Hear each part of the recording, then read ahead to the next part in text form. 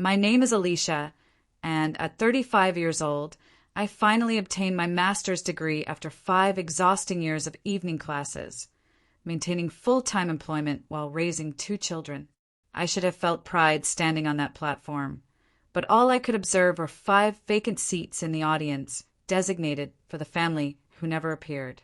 I grasped my diploma, surrounded by celebrating graduates, yet entirely isolated. My accomplishment signified everything to me, but evidently nothing to them. The true blow came following the ceremony when my phone illuminated with an urgent message from my husband. If you have ever experienced betrayal by those who should have been your greatest champions, let me know where you are viewing from.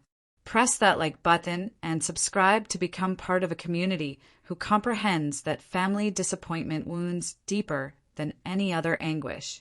For the past 12 years, I had been wed to Nathan, a 37-year-old software engineer with a secure position at a technology company in Seattle.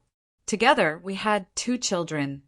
Ethan, our 14-year-old son, who was experiencing the typical adolescent phase of finding his parents embarrassing, and Sophia, our intelligent 11-year-old daughter, who was becoming increasingly focused on her social life.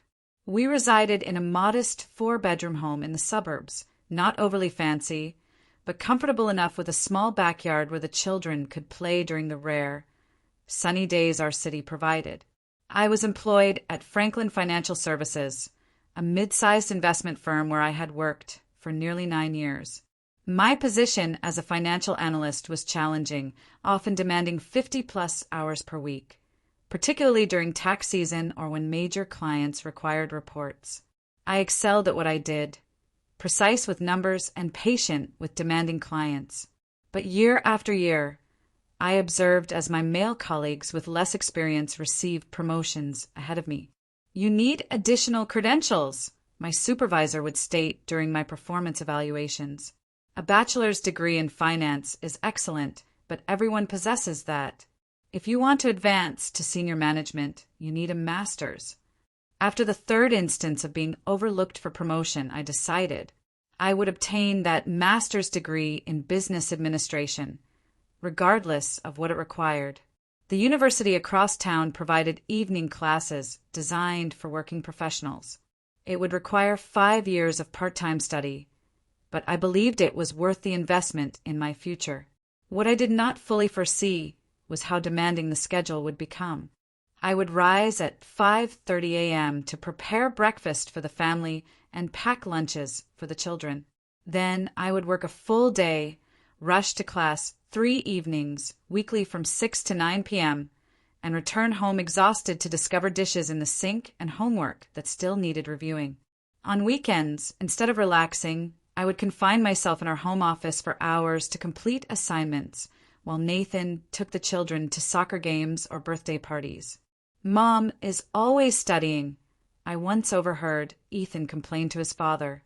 "She never has time for us anymore." Those words stung, but I attempted to justify it. This was temporary. This was for our future. Once I possessed my degree and the promotion that would follow, we would have greater financial stability, perhaps even enough for that family vacation to Disney World the children had been requesting. My relationship with my brother, Derek, complicated matters further. 3 years older than me at 38. Derek had always been the favored child in our family.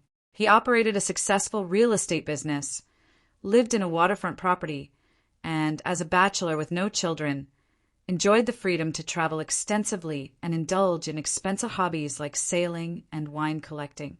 Our parents, who lived 2 states away in California, never attempted to conceal their preference for him. When we were growing up, they attended every one of his football games, but frequently missed my academic competitions. As adults, they would drop everything to assist Derek in renovating his kitchen, but would find excuses when I needed someone to watch the children during my final exams.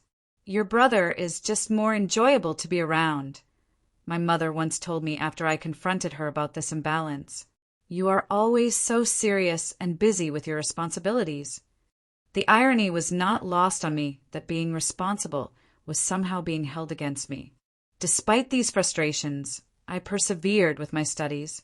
I wrote papers after the children went to bed, often staying awake until 1 or 2 in the morning. I studied flashcards during my lunch breaks. I sacrificed vacations, using that time to get ahead on coursework instead. When friends invited us to parties or weekend getaways, I usually declined, knowing I needed those hours for school. Nathan was supportive initially, picking up some of the slack at home and encouraging me when I felt overwhelmed. But as the years progressed, his patience began to diminish. "How much longer is this going to take?" he would ask. "The children barely see you anymore." "Just 2 more years," I would assure him. Then 1 more year. Then just a few more months. By the time my graduation finally approached, our marriage was strained. We still loved each other, but the distance between us had grown. Nathan had developed his own routines and social circles, often taking the children to community events or to visit his parents without me. I had missed so many family dinners, school performances, and weekend outings that it had become normal for them to function without me, which is why the graduation ceremony meant so much to me. It was not just about the degree or the career advancement opportunities it would bring. It was a chance to show my family, especially my children, that all those sacrifices had been for something meaningful. I wanted them to see me walk across that stage, to feel proud of their mother, to understand that women could pursue education at any stage of life. I wanted that moment of recognition, that collective celebration that would make the past 5 years of exhaustion worthwhile. When I graduate, I told Nathan about 6 months before the end of my program, I want everyone there. You, the children, my parents, even my sister Melissa from Phoenix. This is going to be a significant day for all of us. He had nodded and squeezed my hand. Of course, babe. We wouldn't miss it for the world. How hollow those words would eventually sound. 6 months before my graduation ceremony, I began planning meticulously for what I envisioned would be one of the most important days of my life. The university had sent an email with all the details, including the limited number of guest tickets each graduate would receive. I immediately requested the maximum allocation of 6 tickets, 1 each for Nathan, Ethan, Sophia, my mom, my dad, and my sister Melissa. I called my parents in California to give them the date, which they dutifully wrote down on their calendar. "We will try our best to make it, sweetie," my mother said in a tone that suggested she was already considering what might be more important. Still, I remained optimistic. This was my graduation, after all. Surely they would prioritize it. Next, I reached out to Melissa, who lived in Phoenix with her husband and 3 children. Unlike our parents, she seemed genuinely excited for me. "I am so proud of you, sis," she said. "Working full-time, raising children, and getting a master's degree. You are superwoman. I will book my flight next week." With family attendance seemingly secured, I turned my attention to the celebration afterward. I researched restaurants near the university and found a highly rated Italian place called Bissimo that could accommodate our party of 8. It was expensive, nearly $300 for the reservation, but this was a once-in-a-lifetime occasion. I put down the deposit without hesitation. Since my parents would be traveling from out of state, I also booked them a hotel room at the Marriott downtown using points I had accumulated through business trips. Everything was falling into place, and for once, I allowed myself to feel excitement rather than stress when thinking about school. 2 months before graduation, I splurged on a new dress, a sophisticated navy blue sheath with subtle lace detailing that would look appropriate under my graduation gown, but beautiful for the dinner afterward. I scheduled appointments for hair, makeup, and a manicure on the morning of the ceremony. These were luxuries I rarely indulged in, always putting family expenses first, but I wanted to look and feel my best on this day. "Mom, you look pretty," Sophia said when I tried on the dress at home, like when you and Dad got married in those pictures. Her comment brought tears to my eyes. I could not remember the last time I had dressed up for anything other than a work function. The daily grind of juggling responsibilities had left little time for personal vanity. 3 weeks before graduation, the first hint of trouble appeared. Derek called to catch up, something he did sporadically when he remembered he had a sister. After asking perfunctory questions about my studies, he dropped a bombshell. By the way, I am throwing a massive barbecue at my place on May 15th. I just installed a new outdoor kitchen and want to break it in. You guys should come. The children would love the pool. My stomach dropped. Derek, that is my graduation day. I told everyone months ago. There was a pause on the line. Oh, right. I forgot about that. Can you change your barbecue to another weekend? I asked, trying to keep my voice level. Not really, he replied, sounding unconcerned. I have already invited like 30 people, including clients who are only in town that weekend. But hey, when does your ceremony end? Maybe you can stop by afterward. I felt my blood pressure rising. The ceremony is at 2 p.m. and will probably go until 5. Then we have dinner reservations. But that is not the point. My family is supposed to be at my graduation. Come on, Alicia, Derek said with that dismissive tone he had perfected since childhood. It is just a graduation. You already had one for your bachelor's degree. This is just a piece of paper saying you took some extra classes. I was speechless. Just a piece of paper. 5 years of sacrifice reduced to some extra classes. Before I could formulate a response that was not purely profanity, Derek continued. Look, Mom and Dad are coming to my barbecue. They already confirmed. And they are bringing Aunt Susan and Uncle Joe, who are visiting from Florida. You know how seldom we see them. Now I was truly seeing red. You told Mom and Dad about your barbecue before checking with me about the date, even though you knew my graduation was approaching. I didn't realize it was such a big deal, he said defensively. You are 35, not 22. It's not like this is your first rodeo. We argued for another 10 minutes, with Derek refusing to budge and me growing increasingly upset. By the time I hung up, I was trembling with anger and fighting back tears. I immediately called my mother, hoping she would see reason and prioritize my graduation.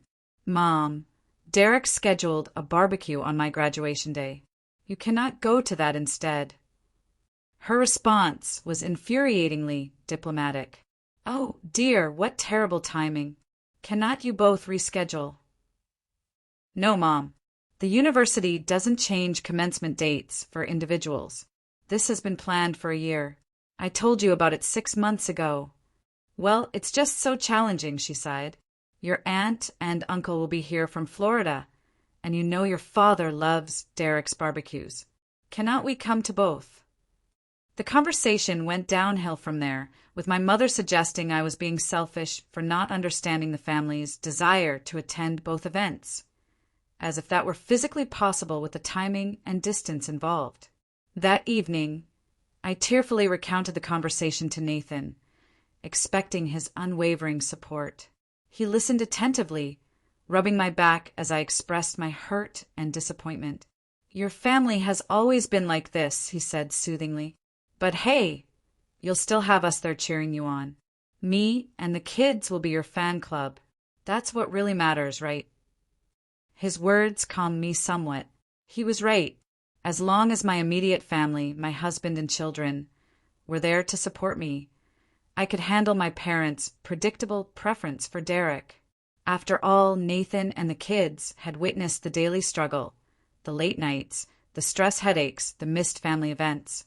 They understood what this achievement meant to me. Promise me you 3 will be there, I said, looking into his eyes. No matter what. I promise, Alicia, Nathan replied, kissing my forehead. Nothing could keep us away. I wanted desperately to believe him. The day before graduation arrived with a flurry of last-minute preparations. I picked up my cap and gown from the university bookstore, carefully hanging them in our bedroom. I polished my best shoes, a pair of black pumps that were professional yet comfortable enough to walk across a stage without stumbling. I charged my phone and camera to ensure I could capture plenty of memories. My excitement was tinged with anxiety. Despite Nathan's assurances, I couldn't shake the feeling that something would go wrong. I had received a formal email from my parents 2 days earlier explaining in overly polite language that they would be attending Derek's barbecue instead of my graduation. They promised to take me to dinner the next time they were in town to celebrate. I had read the email once, then deleted it without responding. Melissa had also backed out, calling with genuine regret in her voice to explain that her youngest had come down with chickenpox, making travel impossible. I understood her situation completely, but it still added to my growing sense of abandonment. "At least I still have you three," I said to Nathan as we prepared dinner that evening. He nodded distractedly, focused on his phone. I noticed he had been texting frequently throughout the day, but thought nothing of it until my own phone rang. It was my mother. "Alicia, I just wanted to call and see if the kids are still coming to Derek's tomorrow. He's setting up games for all the children, and Sophia and Ethan are on his list." I nearly dropped the pot of pasta I was draining. "What? No, Mom. The kids are coming to my graduation with Nathan." "Oh," she sounded confused. Derek said Nathan mentioned bringing them to the barbecue. There will be several families there with children their age, and Derek hired a lifeguard for the pool. They would have much more fun than sitting through a long ceremony. My hands were shaking as I set down the pot and stepped away from the stove. I looked at Nathan, who was suddenly very interested in chopping vegetables. "Mom, I need to go," I said abruptly and ended the call. The silence in the kitchen was deafening until I broke it. "Nathan, why does my mother think you and the kids are going to Derek's barbecue tomorrow?" He wouldn't meet my eyes. I might have mentioned to Derek that the kids were asking about the party. They heard about the pool and the games from their cousins. "And you told him you were bringing them without discussing it with me first." Nathan finally looked up, his expression a mixture of guilt and defiance. "Alicia, be reasonable. The ceremony is going to be 3 hours of sitting quietly while hundreds of names are called. The kids will be bored out of their minds. So instead of teaching them about supporting family and celebrating achievements, you're teaching them that fun always comes first." My voice was rising despite my efforts to stay calm. "This graduation represents 5 years of sacrificing time with them to build a better future for us. Don't you think it's important for them to see that hard work pays off?" Nathan sighed heavily. "Of course I do, but the kids really want to go to the barbecue. Ethan has been talking nonstop about swimming with his cousins, and Sophia heard that her friend Jasmine from soccer will be there. Derek invited her whole family. So what are you saying?" I asked, though I already knew the answer. "That you want to take our children to a barbecue instead of watching their mother graduate with honors. Cannot we compromise?" Nathan suggested, his tone irritatingly reasonable. "Maybe I take the kids to the barbecue and we meet you at the restaurant afterward to celebrate. Or I could come to the ceremony alone and pick you up after dropping the kids at Derek's." I stared at him in disbelief. "Do you hear yourself? This isn't about negotiating a business deal. This is about being there for me on one of the most important days of my life." "You're being dramatic," Nathan muttered. "It's just a graduation ceremony. Just a graduation ceremony." The exact words Derek had used. As if my accomplishment was trivial, a minor inconvenience in their social calendars. 5 years, Nathan," I said, my voice quivering.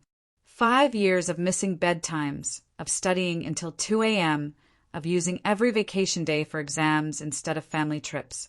5 years of you complaining about my absence, of the kids feeling neglected, of me carrying guilt on top of exhaustion. And now that it's finally over, now that I want one day, just one single day of recognition and support, you're all too busy with a barbecue. "The kids should be able to decide for themselves," he countered. "They're 14 and 11. Of course, they'd choose a pool party over a graduation ceremony. That's why parents make decisions based on values, not on what's more fun." The argument escalated from there. Ethan and Sophia came downstairs, drawn by our raised voices. When they realized what we were fighting about, they predictably sided with their father. Ethan declaring that only nerds care about graduation ceremonies, and Sophia tearfully asking why I wanted to ruin their fun. I went to bed that night without eating dinner, too upset to stomach food. Nathan slept on the couch, a rare occurrence in our marriage. As I lay awake staring at the ceiling, I wondered how we had reached this point. How had my family become so disconnected from my life, so dismissive of my achievements? The irony was painful. I had pursued this degree primarily for them, to provide a better lifestyle, to be a role model of determination. Yet they couldn't give me a single afternoon of support in return. I cried silently into my pillow, mourning not just tomorrow's inevitable disappointment, but something deeper, a fundamental misalignment in how my family and I valued each other's lives. Sleep evaded me until the early hours of the morning, my graduation outfit hanging like a ghost in the corner of the bedroom, a symbol of tomorrow's empty celebration. I woke up disoriented after just a few hours of restless sleep. For a moment, I forgot about the previous night's argument, my mind automatically shifting into graduation day excitement. Then reality crashed back, and I reached across the bed to find Nathan's side empty and cold. Dragging myself to the bathroom, I splashed cold water on my puffy eyes and tried to summon some enthusiasm. This was still my day, my achievement. I wouldn't let their absence ruin it completely. Downstairs, the house was eerily quiet. No sounds of breakfast being made, no television cartoons, no bickering children. On the kitchen counter sat a hastily scrawled note. Took the kids to Derek's early to help set up. We'll try to make it back for your ceremony. Congratulations. Nathan. The note felt like a physical blow. Not even a proper goodbye, just an afterthought. I crumpled it and threw it in the trash, then made myself a cup of coffee with trembling hands. The clock read 9:30 a.m. My hair appointment was at 10 o'clock, followed by makeup at 11 o'clock. The ceremony began at 2 p.m., with graduates required to arrive by 1 o'clock for lineup and instructions. Despite the hollow feeling in my chest, I forced myself to follow the day's schedule. The hair stylist commented on my subdued mood, but professionally avoided prying when I didn't engage in the usual salon chit-chat. The makeup artist did her best to conceal my swollen eyes and pale complexion, creating a polished look that contrasted sharply with my inner turmoil. Back home, I carefully put on my new dress, straightened the cap on my newly styled hair, and adjusted the gown zipper. I took a selfie in the full-length mirror, trying to smile, trying to feel something beyond the hurt. I posted it to social media with a caption about achieving goals and tagged my family members out of habit or perhaps spite. The congratulatory comments began immediately. Co-workers, distant relatives, old high school friends, all expressing pride and excitement. Everyone except those who mattered most. I texted Nathan before leaving the house. I'm heading to the ceremony now. Are you still planning to come? 3 dots appeared, disappeared, then reappeared. Finally, Ethan took a bad fall while running around the pool. Nothing serious, but lots of tears. Might be late. Save us seats if you can. I didn't bother responding. Seats were assigned by graduate name, with family seating general admission. There were no seats to save. Nathan knew this, had read the information packet I'd left prominently on the kitchen counter for weeks. His message was just another flimsy excuse, another way to soften the blow of their impending absence. The drive to the university was a blur. I parked in the crowded garage and made my way to the auditorium where graduates were gathering. Around me, fellow students greeted family members, posed for photos, received flowers and hugs. I kept my head down, focusing on finding my place in the alphabetical lineup. My phone buzzed with messages of encouragement from Linda, my closest work friend, and from Professor Jenkins, my favorite instructor, who had written my recommendation letter for a senior analyst position I'd applied for. Their words were kind, but only emphasized the silence from my family. The graduates processed into the main hall to pomp and circumstance, an ocean of identical black gowns and square caps. From the stage, I scanned the audience irrationally, hoping to spot Nathan and the kids slipping in late. The ceremony began with speeches from the university president, the dean, and a successful alumnus who spoke about perseverance and work-life balance. Words that felt like they were directed specifically at me. When my department was called, I rose with my row and waited for my name. In those moments of anticipation, I made a decision. I would enjoy this moment for myself, not for anyone else. I had earned this. Alicia Marie Williams, Master of Business Administration with honors. I walked across the stage with my head high, shook the dean's hand, accepted my diploma case, and moved the tassel on my cap from right to left. There was polite applause, the same as for every other graduate. No distinctive cheers, no special whistles or calls of my name. Just the anonymous recognition of strangers witnessing another stranger's milestone. After returning to my seat, I felt oddly calm.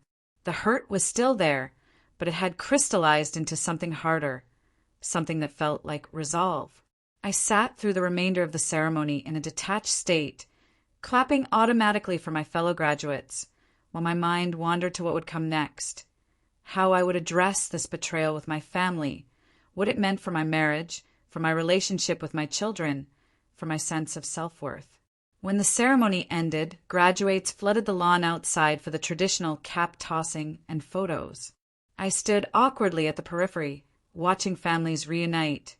Flowers exchanged, champagne bottles popped. I took a few obligatory photos with classmates I'd studied with, but felt like an imposter in their joy. I checked my phone obsessively. No messages from Nathan, no calls from the kids, nothing from my parents or Derek. I scrolled through social media and saw that Derek had posted photos of his barbecue, tagging my parents, Nathan, and the children. They were all smiling, gathered around a fire pit roasting marshmallows. The timestamp showed it had been posted 30 minutes ago, right in the middle of my graduation ceremony. Something broke inside me then, a dam of emotions I'd been holding back all day. I found a quiet corner behind the science building and let myself cry. Ugly, heaving sobs that smeared my carefully applied makeup and left me gasping for breath. When I finally composed myself, I decided to cancel the restaurant reservation. There was no point in keeping it now. As I pulled up the restaurant's number on my phone, a text message appeared from Nathan. "We need to talk urgently." Immediately afterward, I noticed something that sent a chill through me. 45 missed calls from Nathan, all within the past hour. My heart rate doubled instantly. 45 missed calls could only mean an emergency. Had something happened to one of the kids? To my parents? Had there been an accident? I had silenced my phone during the ceremony as requested by the university. In my emotional state afterward, I hadn't thought to check for missed calls, only messages. With shaking fingers, I called Nathan back. He answered on the first ring. "Alicia, thank God." His voice was high-pitched with panic. "I've been trying to reach you for over an hour. What happened?" I demanded, already walking quickly toward the parking garage. "Is everyone okay?" "It's Ethan," Nathan said, his words tumbling out in a rush. He was climbing on that ridiculous new water slide Derek installed, showing off for his cousins, and he fell. "We're at Memorial Hospital. The doctor thinks his arm is broken." "I'll be right there," I said, breaking into a run despite my heels. "Is he in a lot of pain? How bad is it?" "They gave him something for the pain, but he's pretty shaken up. He keeps asking for you." That last part sent a wave of conflicting emotions through me. On one hand, my maternal instinct kicked in immediately, desperate to reach my injured child. On the other, a small, bitter voice in my head noted that now, suddenly, my presence was essential. I drove to the hospital in a state of heightened anxiety, alternating between concern for Ethan and residual anger at the entire situation. The graduation gown lay crumpled in my passenger seat, the cap tossed carelessly in the back. My diploma case sat unopened on the dashboard. Memorial Hospital was only 15 minutes from campus, but the drive felt interminable. I found parking in the emergency lot and rushed inside, still wearing my navy blue dress, my carefully styled hair now falling loose around my shoulders. The emergency room was busy with the typical Saturday afternoon cases. I gave Ethan's name at the reception desk and was directed to Base 7. Drawing back the curtain, I found a scene that stopped me in my tracks. Ethan lay on the bed, his right arm encased in a temporary splint, his face tear-stained but calm. Around him stood not just Nathan and Sophia, but my parents, Derek, and a doctor reviewing some x-rays. They all turned to look at me as I entered. Expressions ranging from relief to guilt to something that looked uncomfortably like pity. "Mom." Ethan called out, his voice small and childlike despite his teenage status. "You came." I moved immediately to his side, maternal instinct overriding everything else. "Of course I came, sweetheart. How are you feeling? What happened?" As I smoothed his hair back from his forehead, the doctor approached and introduced himself as Dr. Ramirez. "Your son has a simple fracture of the radius," he explained, pointing to the x-ray. "Painful, but straightforward. We'll put a cast on it, and he should heal completely in about 6 weeks." I nodded gratefully, relief washing over me. A broken arm was serious but manageable, not life-threatening, not permanent. "He was very brave," my mother interjected, patting Ethan's leg. "Barely cried at all after the initial shock." I acknowledged her with a tight smile, but couldn't bring myself to engage further. The fact that they were all here, gathered around my son when they couldn't be bothered to attend my graduation, felt like salt in an open wound. Derek stepped forward, his expression contrite. "Thank God you got here, sis. The little man has been asking for you nonstop." Something in his casual tone, the ease with which he acted as if this were just a normal family gathering rather than the culmination of a profound betrayal, snapped what remained of my composure. "Thank God I got here," I repeated, my voice dangerously quiet, as opposed to where I was before, graduating alone while my entire family enjoyed a barbecue. An uncomfortable silence fell over the small space. Nathan shot me a warning look, silently pleading for me to not do this here, not now. But 5 years of suppressed exhaustion, frustration, and hurt had reached a boiling point. I just spent the most important day of my professional life completely alone, I continued, my voice trembling but clear. No husband, no children, no parents, not even a single text message of congratulations, because a barbecue and a pool party were more important than 5 years of sacrifice and hard work. "Alicia," my father began, his tone placating, "this is hardly the time or place." "When would be a better time, Dad?" I asked, tears threatening again. "When I'm back to being invisible. When I'm back to being the responsible one who never gets acknowledged. When I'm back to putting everyone else first while none of you can spare a single afternoon for me." My mother looked genuinely confused. "Honey, we didn't realize it meant this much to you. It's just a ceremony." "Just a ceremony?" I repeated hollowly, "just like it's just a degree, just an accomplishment, just my life." Derek, clearly uncomfortable with the tension, attempted to deflect. "Look, what matters now is that Ethan is going to be okay. This was an emergency situation. And if there hadn't been an emergency," I challenged him, "would any of you have regretted missing my graduation? Would you have even thought about me at all today?" The silence that followed was answer enough. Nathan stepped forward, placing a hand on my arm. "Alicia, you're upset and you have every right to be, but Ethan needs calm right now. We can discuss this later." I looked at my son, who was watching the adult drama unfold with wide, anxious eyes. Sophia stood beside him, chewing her lip nervously. They didn't deserve to witness this, to be caught in the crossfire of adult resentments. "You're right," I conceded, taking a deep breath. "Ethan needs us to focus on him right now." I turned my attention fully to my son, asking him about the doctor's examination, making sure he understood what would happen next with the casting process. I kept my voice steady and reassuring, compartmentalizing my hurt as I had done countless times before. When the nurse came to take Ethan for casting, I volunteered to accompany him, needing a break from the suffocating presence of everyone else.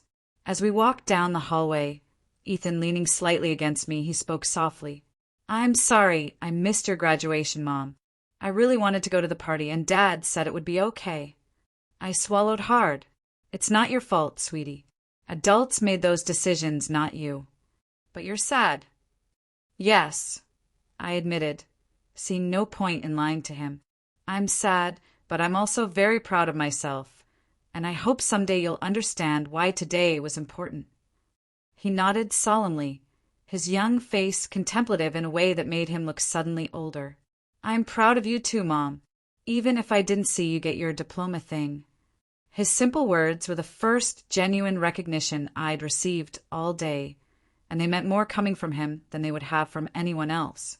After Ethan's arm was properly cast, we returned to find the emergency room bay empty except for Nathan, who explained that my parents and Derek had gone to get coffee in the cafeteria. Sophia had accompanied them, apparently more interested in the hospital vending machines than in her brother's medical procedure. "The doctor says we can take him home," Nathan said, handing me the discharge paperwork. "He has a prescription for pain medication that we need to fill." I nodded mechanically, still operating in mother mode, prioritizing Ethan's needs above everything else. "I'll take him home. You can pick up the prescription." "Alicia," Nathan began hesitantly, "about today." "Not now," I cut him off. "Not in front of Ethan." Just then my phone rang. It was Linda, my coworker, who had promised to attend the graduation ceremony to support me. "Alicia, where are you? I've been looking everywhere. I thought we were meeting by the fountain after the ceremony."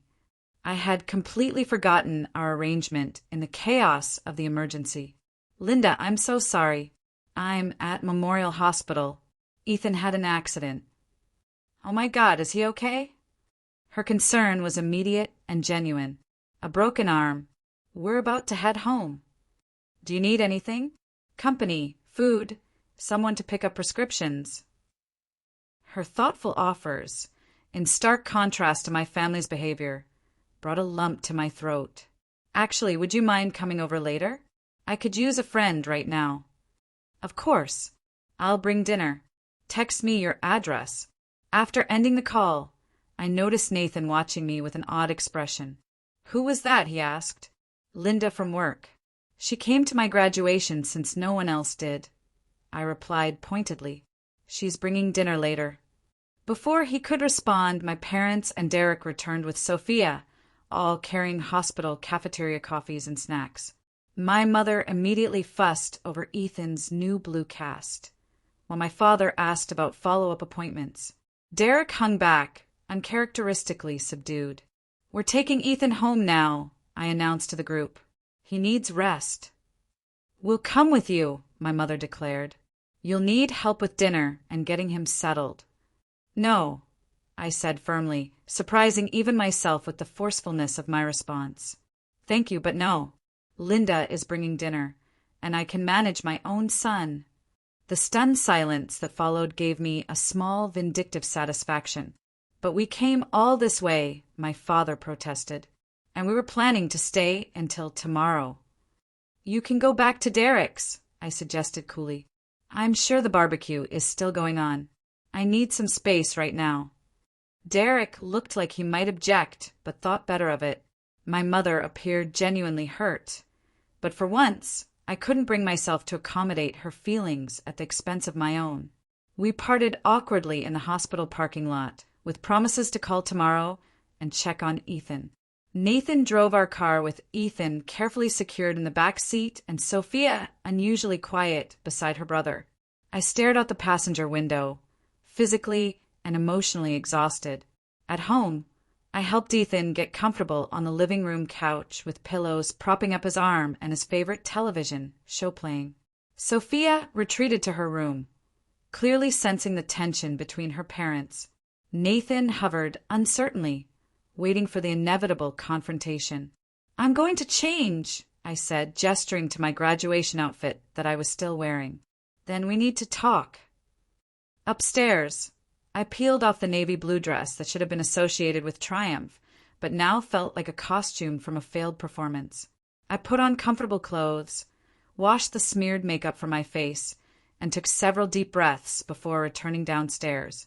Nathan was in the kitchen, mechanically unpacking the prescription bag from the pharmacy. He looked up when I entered.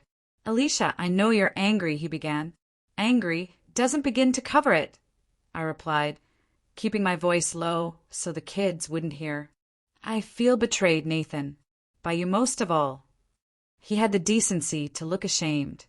"I made a mistake. I thought the kids would have more fun at the barbecue, and I didn't realize how important the ceremony was to you." "How could you not realize? I've been talking about it for months. I specifically asked you to promise you'd be there, all of you." "I know, and I'm sorry. When Derek invited us, the kids got so excited, and it seemed like a harmless compromise at the time." "A compromise implies both parties agree," I said bitterly. "You made a unilateral decision to prioritize fun over supporting me." Nathan leaned against the counter, running a hand through his hair. "You're right. I screwed up badly. But does one mistake erase 12 years of marriage? 5 years of me supporting you through your degree." "Supporting me?" I repeated incredulously. "You complained constantly about my absence.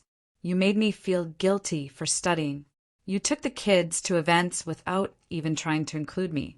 And then, on the one day I needed you to show up for me, you chose my brother's party instead." "That's not fair," he protested. "I've been juggling work and childcare and house maintenance while you were in class 3 nights a week. I've been supportive in ways you don't even see.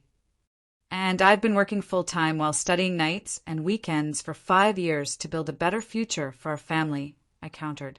"We've both made sacrifices, Nathan. The difference is that I would never, ever, have missed an important milestone in your life." The truth of that statement hung between us. Nathan knew I was right. For all his complaints about my absence, I had always shown up for his important moments, rearranging my study schedule, missing classes if necessary. "What do you want me to do?" he asked finally. "How do I fix this?" I shook my head slowly. "I don't know if you can fix it immediately. I need time to think about what this means for us, about whether I can trust you to value me and my accomplishments." "Are you saying you want a separation?" Alarm crept into his voice. "No," I clarified. "I'm saying I need space to process what happened today. I'm going to stay at the hotel I booked for my parents, just for a week. I need to clear my head." "Alicia, be reasonable. Ethan has a broken arm. He needs his mother. Ethan has a father who apparently is perfectly capable of making decisions without consulting me," I replied sharply. "He'll be fine for a few days with you in charge. I'll check in on him daily and come back if there are any complications." Nathan looked like he wanted to argue further, but seemed to realize he was in no position to deny me this request. "When will you leave?" "After Linda brings dinner and I explain things to the kids. I'll pack tonight and leave in the morning." As if on cue, the doorbell rang, announcing Linda's arrival. She brought not only dinner as promised, but also a graduation gift, a beautiful leather portfolio embossed with my initials and a card signed by several coworkers. "We're so proud of you," she said, hugging me tightly. "You worked so hard for this." Her simple acknowledgement brought fresh tears to my eyes. This was all I had wanted from my family, this basic recognition of my achievement. After dinner, while Linda helped Nathan clear the dishes, I sat with both children to explain my temporary absence. I reassured Ethan that I would check on him every day and that I wasn't leaving because of his accident. "I just need some quiet time to think," I told them. "Sometimes adults need space, just like you do when you get overwhelmed." Sophia, more perceptive than I'd given her credit for, asked directly, "Is this because we missed your graduation?" "Partly," I admitted, not wanting to lie to them. I was very hurt by that. But this is more about me needing to figure out what I want going forward. It's not a punishment for anyone. It's just something I need." To my surprise, both children accepted this explanation with minimal protest. Perhaps they sensed the depth of my hurt, or perhaps they were simply exhausted by the day's events. Either way, they hugged me goodnight with extra fierceness, as if already missing me. The next morning, I packed a small suitcase and drove to the downtown hotel, checking into the room I had originally reserved for my parents. The irony wasn't lost on me. As I settled into the quiet space, I felt a strange mixture of grief and liberation. For the first time in years, I had put my own needs first. The guilt I'd expected to feel was surprisingly absent, replaced by a newfound sense of self-respect. Over the next few days, I received a flurry of apologetic texts and calls. My parents left a tearful voicemail admitting they'd been thoughtless. Derek sent an elaborate flower arrangement to the hotel with a card acknowledging his selfishness. Nathan called every evening, his tone increasingly desperate as he realized I was serious about this time apart. I spent the week reflecting on my relationships, my career goals, and what I wanted from the next phase of my life.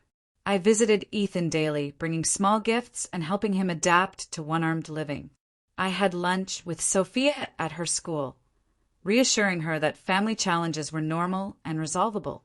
I spoke with my boss about the senior analyst position, which had been unofficially offered to me upon completion of my degree. By the end of the week, I had reached several important conclusions. My family's behavior had revealed a painful truth about how they valued my contributions and aspirations, but it had also given me clarity about my own worth and the boundaries I needed to establish going forward. When I finally returned home, I was ready for the challenging conversations that would reshape our family dynamics. 1 week after my graduation ceremony, I drove home from the hotel with a sense of purpose I hadn't felt in years. The time alone had been transformative, allowing me to process my hurt without the constant pressure to forgive prematurely for the sake of family harmony.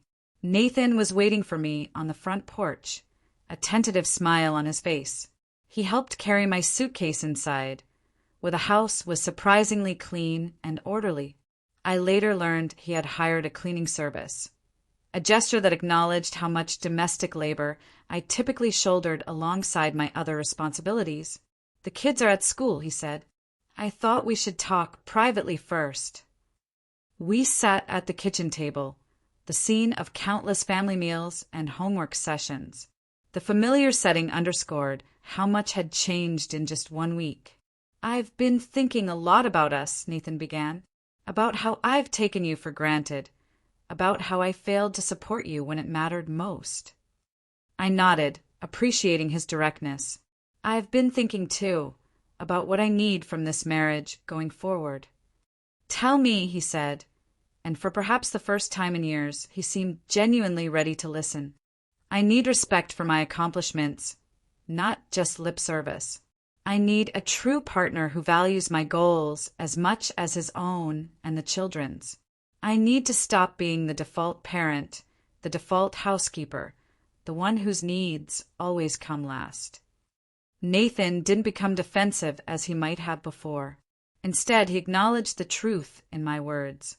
"You deserve all of that. I see now how I've been putting you last, even while complaining about your absence. It was unfair and hypocritical." We talked for hours, more honestly than we had in years. Nathan revealed his own insecurities about my educational advancement, fearing I would outgrow him professionally. I shared my resentment over bearing the mental load of family management while pursuing my degree. We discussed practical changes like hiring occasional help with housework and creating a fair division of parenting responsibilities. When the children returned from school, we had a family meeting. Ethan, his cast now decorated with colorful signatures from classmates, sat solemnly as we explained that we were working through some challenges, but were committed to being stronger as a family. "Does this mean you're staying, Mom?" Sophia asked, her voice small.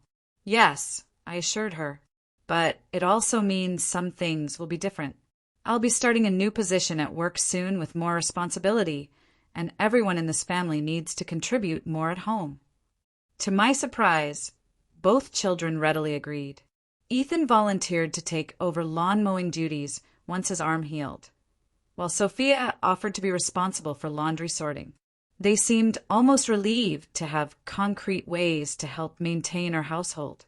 Over the next few days, I had similarly forthright conversations with my parents and Derek. I invited them over individually, not wanting to feel outnumbered during these difficult discussions. My parents arrived first, bearing gifts and apologies. My mother handed me a card containing a substantial check, clearly hoping to buy forgiveness. I returned it to her gently but firmly. "This isn't about money," I explained. "This is about recognizing a pattern that has existed my entire life. Derek's events always take priority. His achievements are celebrated while mine are minimized." My father looked genuinely surprised. "We had no idea you felt this way, Alicia." "That's part of the problem," I replied. "You never asked. You never noticed." The conversation was uncomfortable, but necessary. I didn't demand dramatic promises or tearful apologies. Instead, I established clear boundaries for our relationship moving forward. I would no longer accept last-minute cancellations or secondary status in family priorities. I would no longer exhaust myself trying to earn approval that was freely given to my brother. Derek's visit was equally revealing. Without the buffer of our parents or my children, he was forced to confront his role in the family dynamic. "I never intentionally tried to overshadow you," he insisted. "Intent doesn't erase impact," I countered. "Your barbecue could have been scheduled for any weekend. You chose my graduation day, then refused to change it." To his credit, Derek didn't make excuses. "You're right. I've been selfish. I think I've gotten used to being the center of attention in this family." We reached an understanding that would require ongoing effort to maintain. I didn't expect decades of patterns to change overnight, but I was no longer willing to accept being an afterthought in my own family story. The weeks that followed brought gradual healing. Ethan's arm mended steadily, a visible reminder of how resilience can follow injury. My promotion to senior analyst came through, complete with a significant salary increase and a private office. The extra income allowed us to hire a weekly cleaning service, relieving some of the domestic burden that had contributed to my exhaustion. Nathan followed through on his promises, taking on more parenting responsibilities and making a point to celebrate my professional achievements publicly. The children, watching their parents model new behaviors, began showing more appreciation for my contributions, both at work and at home. Perhaps the most meaningful gesture came a month after graduation when Derek organized a small surprise party specifically to celebrate my master's degree. He invited my close friends and colleagues, ordered a cake decorated with my university's colors, and gave a speech acknowledging my determination and intelligence. My parents attended, bringing a framed professional photograph of me in my graduation regalia that they had commissioned from the university's photographer. It was a lovely evening, but its significance went beyond the celebration itself. It represented a shift in how my family perceived my accomplishments, a recognition that my milestones deserved the same attention and respect as anyone else's. As I prepared to hang my diploma in my new office, I reflected on the unexpected journey that had followed my graduation day. What should have been a simple celebration had instead become a catalyst for profound change in my most important relationships. I had learned that sometimes the greatest gift of education isn't the degree itself, but the self-knowledge that comes with it. I had learned that standing up for myself didn't mean losing my family, but rather creating healthier connections based on mutual respect. I had learned that setting boundaries, though initially painful, ultimately allows for more authentic relationships. Most importantly, I had learned that my worth wasn't determined by others' recognition, but by my own sense of accomplishment and integrity. The empty seats at my graduation had initially felt like rejection, but they had ultimately led to a fuller understanding of my own value and the courage to demand that others recognize it too. Sometimes the deepest wounds lead to the most significant growth. Have you ever had to stand up for yourself with family members who took you for granted? How did you handle it? Share your experience in the comments below. And don't forget to like and subscribe for more stories about navigating family dynamics and finding your voice. Thank you for listening to my journey, and remember that your achievements deserve celebration, even if you have to be your own biggest cheerleader sometimes.